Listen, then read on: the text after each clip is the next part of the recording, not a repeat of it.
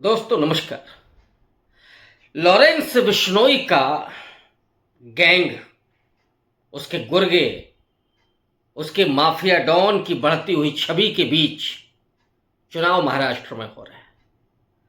और जब चुनाव महाराष्ट्र में हो तो दाऊद इब्राहिम की एंट्री ना हो, ये कैसे हो सकता है। लंबे समय तक मुंबई पर एक छत्र राज करने वाला दाऊद इब्राहिम इस समय पाकिस्तान में है, लेकिन कल परसों में 2-3 दिन लगातार उसकी चर्चा हो रही है। और चर्चा क्यों हो रही है? महाराष्ट्र के चुनाव है और महाराष्ट्र के चुनाव में एक व्यक्ति जिसका नाम नवाब मलिक है, नवाब मलिक पर आरोप रहे हैं कि उनके संबंध डी कंपनी से हैं, दाऊद इब्राहिम से, इकबाल मिर्ची से हैं। कल उद्धव ठाकरे के बेटे ने, आदित्य ठाकरे ने प्रेस कॉन्फ्रेंस की बाकायदा, और नवाब मलिक के उन आरोपों का जिक्र करते हुए महायुति की सरकार से पूछा, बीजेपी से पूछा कि नवाब मलिक को जो टिकट दिया गया है, अब देवेंद्र फडणवीस क्या करेंगे? क्या उनके लिए प्रचार करेंगे या नहीं करेंगे?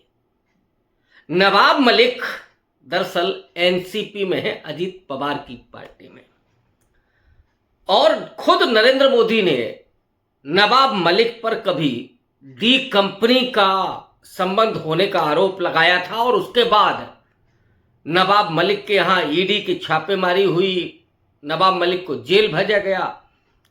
जेल से आने के बाद अजीत पवार की एनसीपी में वो शामिल हुए, जुड़े, और उसके बाद जब चुनाव आया तो उनकी दावेदारी टिकट की हुई।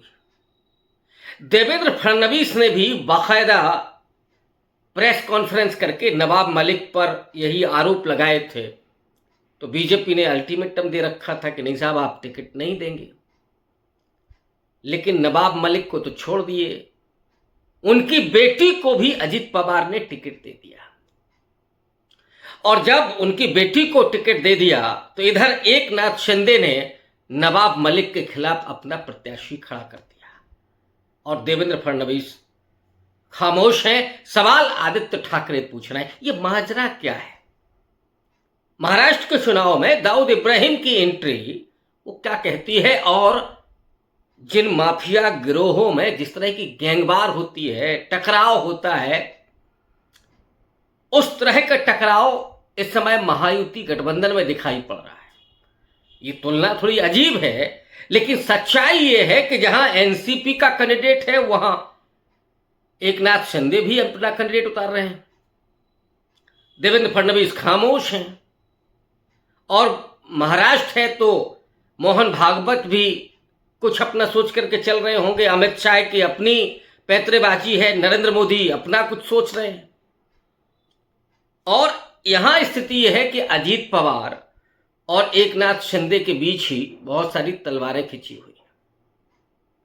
ऐसे में यह सवाल उठ रहा है कि महायुति गठबंधन कैसे एकजुट होकर के चुनाव लड़ेगा और कैसे मुकाबला करेगा एमबीए का, महाविकास अघाड़ी का। और वो महाविकास अघाड़ी जिसमें हैं खामियां, कमजोरियां हैं, लेकिन जिस एकजुटता के साथ वो तीनों ही पार्टियां, कांग्रेस पार्टी, उसमें शरद पवार की एनसीपी और शिवसेना उद्धव ठाकरे की, ये तीनों बहुत आसानी से सीटों का बंटवारा करके चुनाव मैदान में आ रही हैं। आने वाले वक्त में संयुक्त रैलियां भी होंगी जिसमें राहुल गांधी भी शिरकत करेंगे, मल्लिकार्जुन खड़गे भी शिरकत करेंगे।